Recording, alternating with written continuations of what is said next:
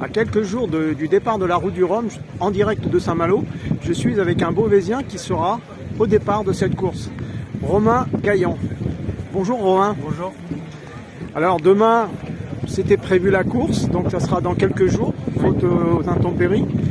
Alors peux-tu nous expliquer ton parcours entre le jour où l'adolescent ou le gamin, tu naviguais sur le plan d'eau du Canada, et puis aujourd'hui on te retrouve au départ d'une course incroyable. Explique-nous ton parcours. J'ai appris à faire de la voile au plan d'eau du Canada, comme tu l'as dit. Et j'ai toujours continué à naviguer un petit peu. Après j'ai un peu fait mes études, etc. Et je me suis retrouvé il y a 10 ans préparateur de voiliers de course au large, par hasard, lors d'une discussion avec un skipper. Et ça fait 10 ans maintenant que je prépare des voiliers de course au large. Donc tu es le préparateur de ce bateau. Voilà, je suis préparateur du classe 40 Sogestran 6 Frigo, skippé par Cédric Château qui prendra le départ. Du coup, on l'a appris ce matin que dans 2 ou 3 jours. Pour un bateau comme celui-là, il y a combien de personnes qui travaillent autour? C'est une petite équipe avec une petite dizaine de personnes. Il y a le skipper, une team manager, une petite dizaine entre la communication, le team manager, un peu de famille et puis les techniciens. Moi je suis sur le bateau et j'ai quelqu'un là sur cette route du Rhum qui m'aide aussi à faire la technique du bateau. Est-ce que pour toi c'est une première la route du Rhum? Alors c'est ma 3e route du Rhum en tant que préparateur. J'avais fait la première il y a 8 ans avec Willy Vicente. Il y a 4 ans, j'étais avec Alexia Barrier en IMOCA, qui a fait aussi le Vendée Globe dernier. Et là, cette année, je suis au départ avec Cédric sur cette route du Rhum. Vous espérez vous classer top 2, top 3, top 5, top 10?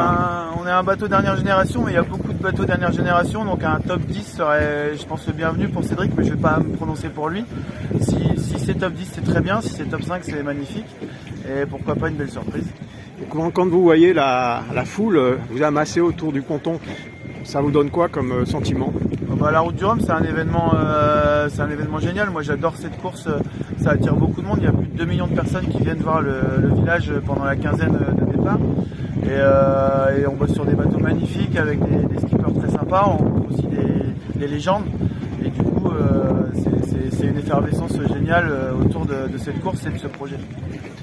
Alors, avant-dernière question, vous pensez mettre combien de temps, dans le meilleur des cas, pour une course comme celle-là? Un classe 40, alors les premiers bateaux vont mettre 6-7 jours, les gros trimarans. Nous, un bateau comme un autre, pour les premiers, ce sera une quinzaine de jours. Entre 15 et 18 jours, ça va dépendre des conditions météo.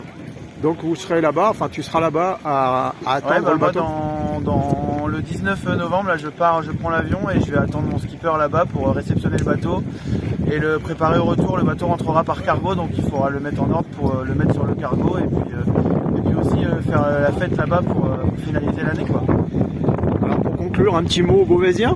Les Beauvaisiens, je fais coucou aux Beauvaisiens, une petite dédicace à Didier Brune, qui était le chef de la base nautique au plan d'eau du Canada, puis à ma maman qui est à fond derrière moi et derrière les skippers que je suis. Merci Romain. Bonne journée. Merci Romain.